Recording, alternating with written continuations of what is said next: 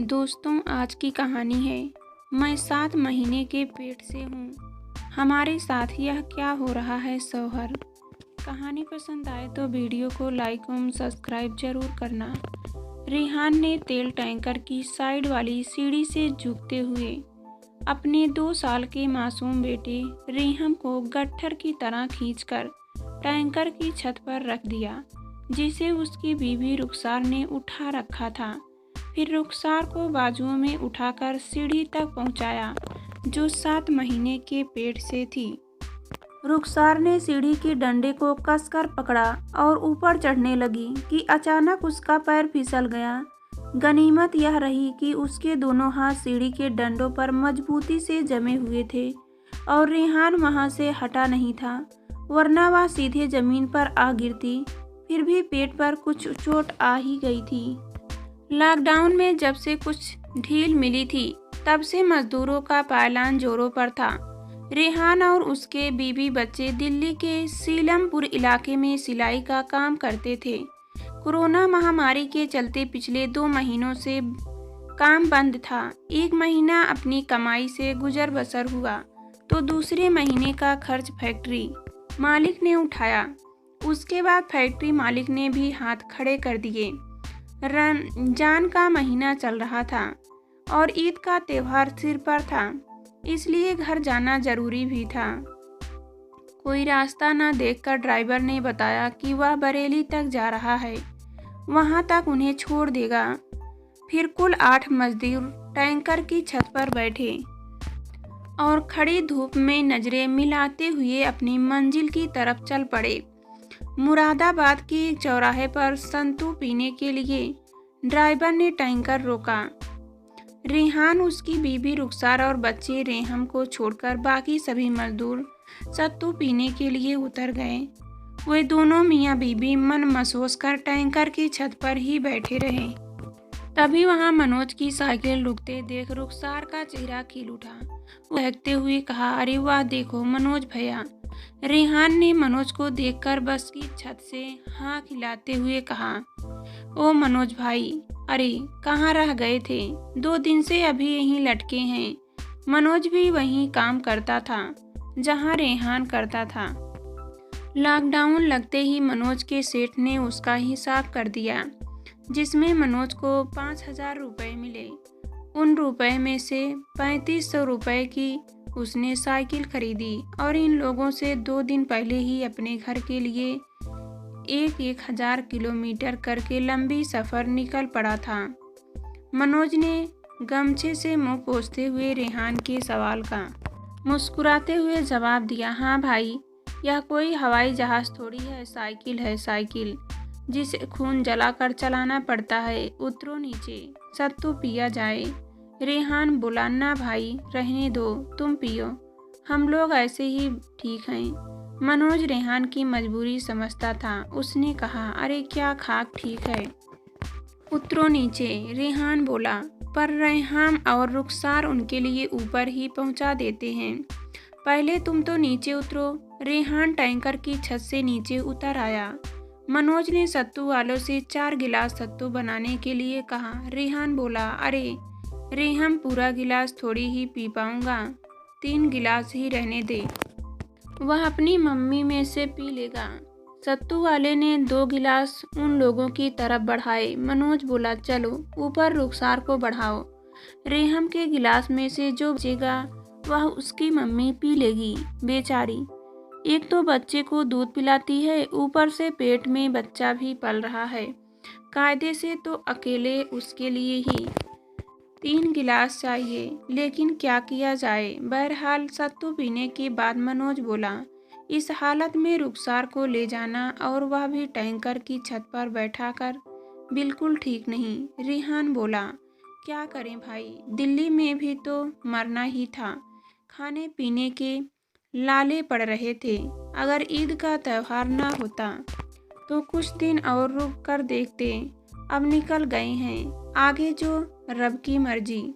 अभी इन दोनों की बातचीत चल ही रही थी कि पुलिस वाले वहां आ धमके। 10-12 मजदूरों को इकट्ठा देखते ही उनकी पुलिसियां ट्रेनिंग उफान मारने लगी और वे लगे ताबड़तोड़ लाठियां भाजने। फिर क्या था, सबसे पहले मनोज साइकिल पर सवार होकर भाग खड़ा हुआ।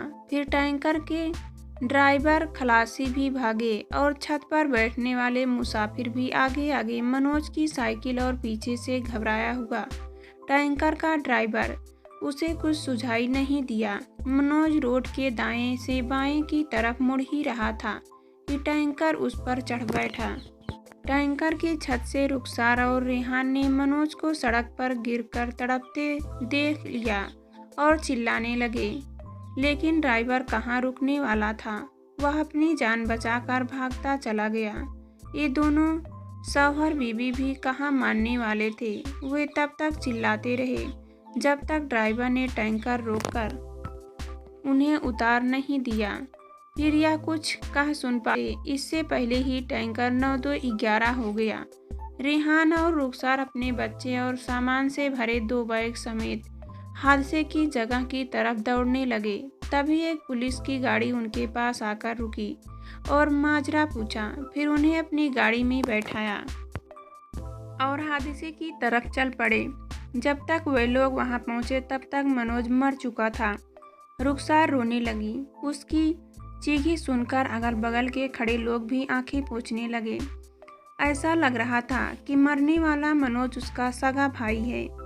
फिर शुरू हुई लाश को ठिकाने लगाने की लंबी प्रक्रिया। अनजान जगह और अनजान लोग, साथ में मासूम बच्चा और भूख प्यास की जबरदस्त शिद्दत। लाश को कोई हाथ लगाने के लिए तैयार नहीं। फिर भी दोनों शौहर बीबी ने हार नहीं मानी और पुलिस वालों, अनजाने वालों और गांव वालों से चंदा और मदद लेकर मनोज का अंतिम संस्कार कर दोस्ती और इंसानियत का हक अदा किया। अब इनके पैसे और हिम्मत दोनों ही जवाब दे चुके थे। इस बीच रुखसार अपने पेट में उठ रहे मीठे मीठे दर्द को दबाती रही। अब वहां से घर जाने की समस्या और भी गंभीर लगने लगी। चंद पैसे पास बचे थे। उनसे बेटे के लिए दूध और बिस्किट खरीदा और रोते हुए रेहम को चुप कराया। रात हो चुकी थी। गांव वालों ने कोरोना के डर से उन्हें पनाह देने से इनकार कर दिया। कहा जाए किससे मदद मांगे। आखिर थक हार करके बेचारे एक पेड़ के नीचे सो गए। अगली सुबह एक और मुसीबत साथ लेकर आई। रुखसार दर्द से कहरने लगी। सलवार खून से सन गई। पैरों में खड़े होने की ताकत नहीं रही। उसे लगने लगा कि पेट में पल रहे बच्चे को नुकसान हो चुका है। रुखसार की बोली लड़खड़ाने लगी।